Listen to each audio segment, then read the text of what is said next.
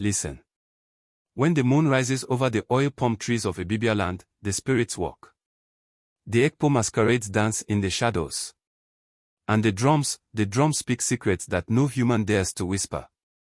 This is a story of those secrets. In a village called Nong Yuyo, there lived a girl named Idara. Her name means joy. But joy was the one thing her father refused to give her. Her father was Chief Etifia, a man whose palm squeezed oil from the land and whose word was law. He wore a red face cap and a necklace of leopard teeth. When he spoke, the ground shook. And Idara had a secret. A secret that would burn the compound down. The secret meeting at the stream. It was the evening of the new moon. The kind of night when young lovers slip away. Idara wrapped her pon, deep indigo, the color of her mother's tears, and tied a coral bead necklace around her throat. The beads had belonged to her grandmother. The grandmother who taught her things a girl was not supposed to know. She walked barefoot through the palm grove, past the Akwa Ibom, the women's quarters, where her mother Odioho was pounding fufu. Thud. Thud. Thud. Each beat of the pestle covered Idara's footsteps. At the edge of the village, near the stream called Mmot Akwa, a young man waited. His name was Okon. Okon was not a chief's son. He was not rich. He was a farmer who woke before the roosters to tend yam mounds. His hands were calloused. His heart was soft. And he had done the unthinkable. He had learned to read and write at the missionary school. When Idara arrived, Okon turned. He smiled and held out something small and white. "What is that?" she whispered. "A flower," he said. "I made it from a palm leaf." She took it. Her fingers brushed his. "Okon," she said, "if my father sees us." "He won't," Okon said. "The spirits are kind tonight." They sat on a fallen tree trunk. The stream whispered beside them. A kingfisher dove into the water. "I want to marry you," Okon said. Not a question. A promise. Idara's heart beat like a talking drum. "My father has already chosen someone else." Okon's face darkened. "Who?" "Chief Oku." The name fell like a stone into the stream. Chief Oku was old. Cruel. He had buried 3 wives already. And he had a blood debt with Chief Etifia, a debt from 30 years ago, when 2 men fought over a palm grove. "I will not marry him," Idara said. "Then run with me," Okon said. She looked into his eyes. And for a moment, she almost said yes. But the drums changed rhythm. Inside the chief's compound. Let me tell you about Chief Etifia's compound. It was large. Too large. 4 huts around a central courtyard. In the middle stood a sacred Nsibidi post, carved with symbols only the elders could read. Inside the main hut, Odioho knelt before her husband. She was a good woman. A quiet woman. Her head tie was always clean. Her wrapper always pressed. But tonight, her hands trembled. "Etifia," she said softly. "The girl is young." The chief did not look up. He was pouring palm wine into a calabash. "She is 18, he said. "Old enough for my first wife." "But Chief Oku," Odioho said. "He has a temper." Enough. The word was a machete. Odioho lowered her head. Tears slipped down her cheeks, but she did not wipe them. A woman in Ibibioland does not cry in front of her husband. "The bride price has been paid," Chief Etifia said. 40 goats. 20 pieces of cloth. 3 barrels of palm oil. The debt is settled." "What debt?" Odioho whispered. Etifia's eyes turned cold. "That is not your concern?" He drank the palm wine in one gulp. Aseri becomes the spy. Now, every good story has a snake in the grass. His name was Aseri. Idara's older brother. "My daughter Idara will be betrothed to Chief Oku." The elders nodded. The talking drums beat in approval. Then a small boy ran into the circle. "What is this?" an elder asked. The boy held out a folded plantain leaf. A woman gave it to me. She said to give it to the oldest among you. The oldest elder, a man named Ibibio, whose beard was white as egret feathers, took the leaf. He squinted at the symbols. His eyes widened. Read it, Chief Etifia said impatiently. Ibibio cleared his throat. It says, he paused. It says the bride price is a lie. It says Chief Etifia owes Chief Oku nothing. It says 30 years ago, Chief Etifia killed his own brother to take the palm grove and blamed Chief Oku. The council erupted. Chief Etifia stood up so fast his stool fell over. That is a lie. The symbols are true, Ibibio said. This is Nsibidi of the old way. Who wrote this? From behind the fence, Idara stepped forward.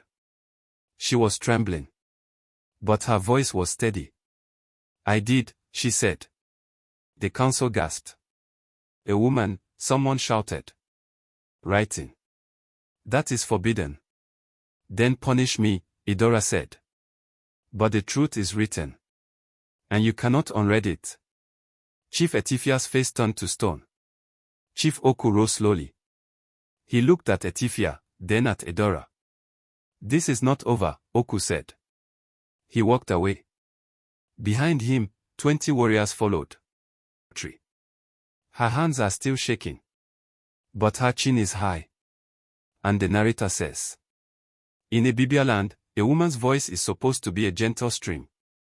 But Idara's became a flood. And the flood was just beginning.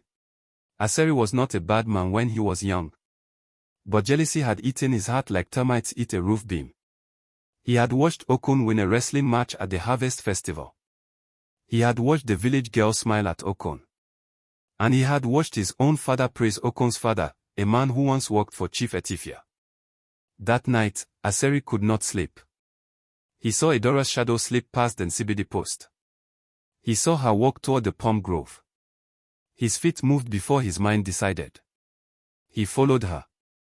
Quiet as a leopard. Behind the banana trees. Past the grinding stones. Past the shrine where his grandmother's skull rested in a clay pot. When he saw Idara and Okon sitting together, their hands touching, a dark smile spread across his face. Finally, he whispered. He ran back to the compound. Not to warn his sister. No. To destroy her. The betrayal. Father. Father, wake. Chief Etifia sat up on his bamboo bed. His eyes were red from palm wine. But they cleared quickly. What is it? Idara, Aseri panted. She is with a man. At the stream. It is Okon, the farmer's son. Etifia's face did not change. That was the most frightening thing. He simply stood. He picked up his fly whisk. He walked out of the hut. Aseri followed, grinning. The confrontation. They found Idara and Okon still at the stream. Okon saw the torches first. He stood up. He put himself between Idara and the approaching men. Chief, Okon said, bowing his head. I meant no disrespect. Chief Etifia did not speak. He looked at his daughter. Idara, he said. Come here. She did not move. Come. Here. Okon stepped forward. Sir, I love your daughter. I want to marry her properly. I will pay any bride price. I will. Chief Etifia raised his hand. The slap that followed did not land on Okon. It landed on Idara. The sound cracked through the night like a breaking calabash. She fell to her knees. Her coral beads scattered into the stream. Okon lunged. But two guards grabbed his arms. You will leave this village by sunrise, Chief Etifia said to Okon.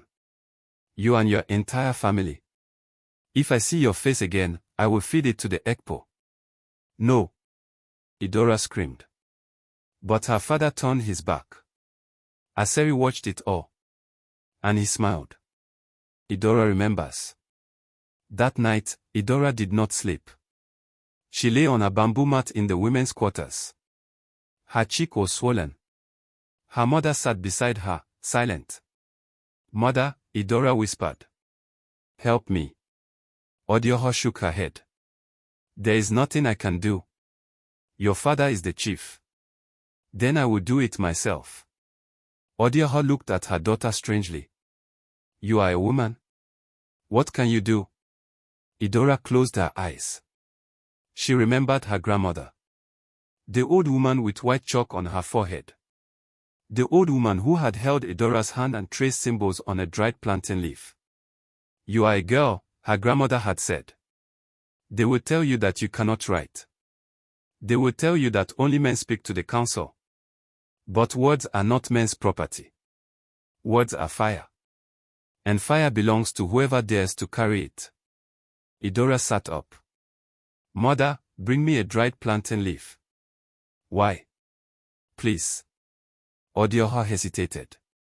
Then she went to the cooking hut and returned with a brittle, brown leaf. Idara found a piece of charcoal from the fire. And she wrote. She wrote the truth. That her father had lied about the death. That Chief Oku's bride price was a cover for a palm grove stolen 30 years ago. That the village council had been deceived. She wrote in Nsibidi, the secret script her grandmother had taught her. The script that women were forbidden to know. When she finished, she folded the leaf and hid it in her wrapper. The council reads the letter. The next morning, as the sun burned the mist of the oil palms, the village council met under the great Iroko tree. Chief Etifia sat in the center. Chief Oku sat beside him. Today, Etifia announced,